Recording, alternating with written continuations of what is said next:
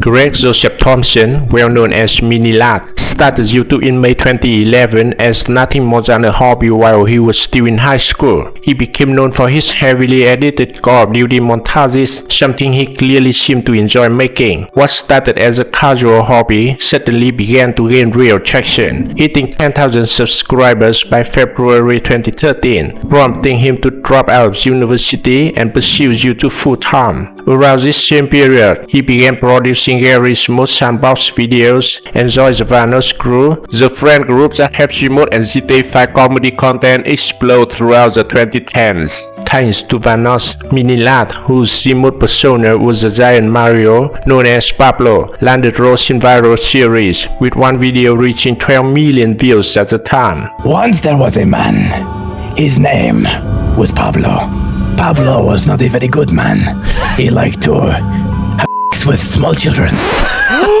Jesus Christ! As a result, by July 2015, Mini Lad's channel skyrocketed to 2 million subscribers and eventually reached the backup 5.7 million subs in 2020. It also seemed he was growing faster than group collaborations and Gmod videos, leading him to leave Vanos in 2018 as he just mainly wanted to be known as a friend of everyone and focus on his own ventures in his career. While shocking at the time, this decision would later seem justified, as in 2019, the Xbox Awards awarded him Gaming Content Creator of the Year, and while he was producing content, he also made a point of giving back through several fundraising efforts. He raised $150,000 for the Thirst Project after hosting 2 12-hour live streams. He also donated to charities supporting children, cancer prevention, and mental health causes, and he even has a stadium named after him by the city of Derry Rugby Football Club. However, not long after, this carefully crafted image of goodness, popularity, and everything the online world believed Mini to be began to grow as one controversy after another haunted his career and ultimately sent it spiraling into free fall. It all started with his sudden departure from Vanos crew. During a game of Mario Kart, Mini Lad was asked why he no longer played with Vanos. Because I don't play Gmod anymore.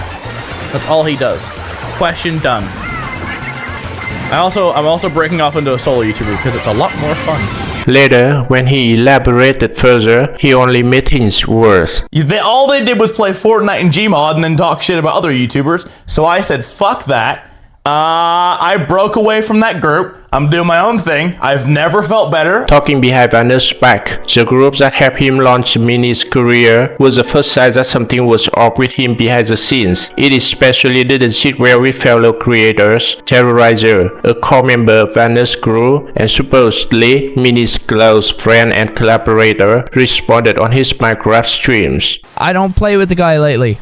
Because he's going on his meme streams talking shit about us. It's not cool. This beef eventually escalated into a Twitter war in 2019 after Terrorizer allegedly mouthed Mini's mental health following the death of Mini's dog. According to Mini Lad, Terrorizer said, "It's so social to fucked up in the head to take a joke anymore." In response, Terrorizer accused Mini Lad of pure slander based on Terrorizer's next reply. Mini Lad had apparently mistreated others and then tried to blame it on the death of his dog. The reason for the actions the day before was, "My dog just died," and my reply was, "My dad just died, but it doesn't give me an excuse to mistreat others because of my personal issues." To Terrorizer's defense, Nogla, another longtime member of the Vanos crew, stepped in and advised Mini Lad, "If you truly wish for privacy, to delete what you've posted. Up to you." But the thing happened in June 2020 actually made Mini Lad's work collapse almost overnight. 2 independent accusers, both teenage fans at the time, came forward with detailed tweet longers that painted a disturbing pattern of grooming and an abuse of power. Harley, in her tweet longer, Harley described her relationship with Mini Lad as one that became strangely sexual. At the same time, when she was still a minor, I was manipulated by Mini Lad. I was 16/17. He was 20 plus. He sent me pictures of him in his underwear to show off the pose of his penis, which I did not ask for at all.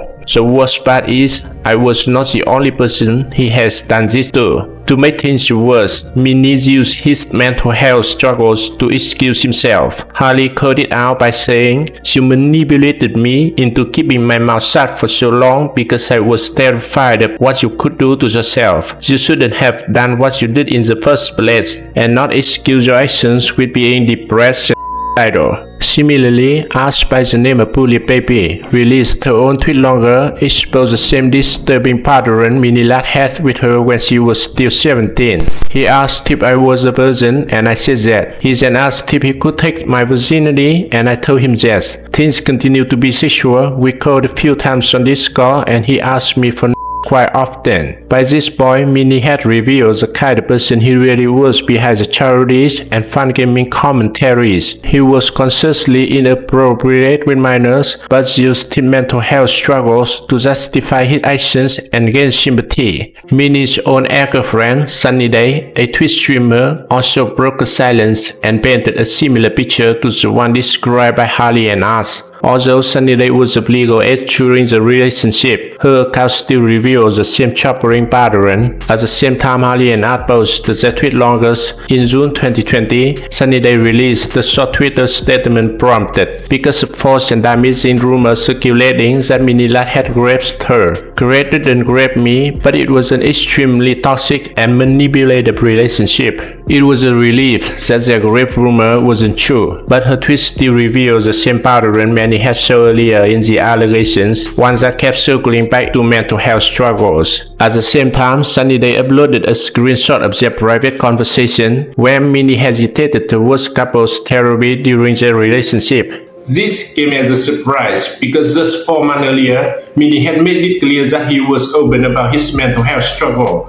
But with Sunny Day's upload, it was clear that there was disconnect, raising questions about how consistent Minnie's effort really was behind the scenes. Nevertheless, all of this finally pushed Minnie to reflect again on his actions. He posted a brief Twitter apology shortly after the allegations surfaced, saying, "I take full responsibility for the inappropriate text messages I sent. I absolutely should have done what was necessary at the time, and that was seeking professional help. I fully commit to working on myself, including going to therapy. I will be back when the time is right." While the apology sounded sincere on the surface, the internet wasn't buying it, as acknowledging the mistakes he had made only took up 2 sentences and didn't directly address the victims. As a result, his attempt at apologizing only fueled the drama further. And less than 2 months after vowing a full social media break, Minnie Lat returned in August 2020 in an attempt to clarify his relationship with Harley and us. However, Harley wasn't going to let this comeback attempt slide and reminded everyone what Minnie Lat's absence and sudden return really meant. I have receipts, and I'm gonna show them again, like maybe right here, where he was talking to his moderators about how in mod chat people are gonna see that this doesn't matter and it's gonna die. He'll upload in a week. It'll be fine. Nobody's gonna care. Harley also reveals that Minnie had tried to reach us through a mutual friend, saying, "Tell her that I'm not who I was when I was younger. Tell her my child attempt." It came across as if Minnie was asking to be excused for his behavior by invoking his mental health struggles, which angered many viewers. And to make matters worse, Minnie went even further by blaming those who spoke out against him for supposedly killing his fans. People who are idol and who cling onto my videos. I'm scared for them. She'll kill hundreds of people. They are going to ruin millions of people's lives and potentially people. For many viewers, especially Harley, this came up as deeply arrogant, as if Minnie believed he was so important that exposing his actions would somehow endanger countless lives. How much of a fucking massive ego can you have? How much of a fucking disgusting human being can you be? And in case people have forgotten what Harley and the other victims had gone through, she once again laid down her experience. He made himself the victim. When I was the one who was 16 sent bulge pictures. Including how Minnie Lat had allegedly manipulated her into staying silent about what had happened before she finally spoke out. He came in my text messages and said, "Hallie, I saw your tweets. Are you okay? You always check up on me, so I wanted to check up on you." As soon as I saw that, I knew I needed to come out about him. If you know him, you know what his motive was through just those words. He was going to see if I was going to come out about him, and he was going to see if he could manipulate me that night and just make me feel guilty. In the same video, Harley also addressed what Sunny Day may have gone through, even if she wasn't as vocal about the situation. Sammy, his ex, she wanted to say more about her story with him. She did not have the receipts, but as far as I'm aware, I goddamn believe her.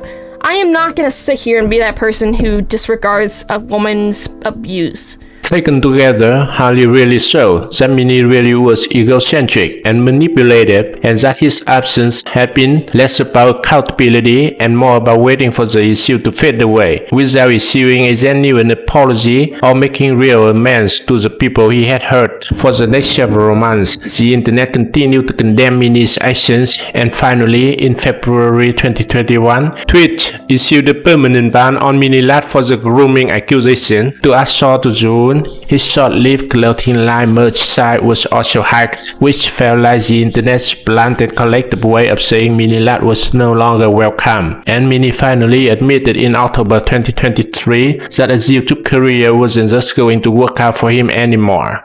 Or a few weeks ago, whenever it was, that like I had to emotionally retire from YouTube, and we know that this is not a career for me anymore.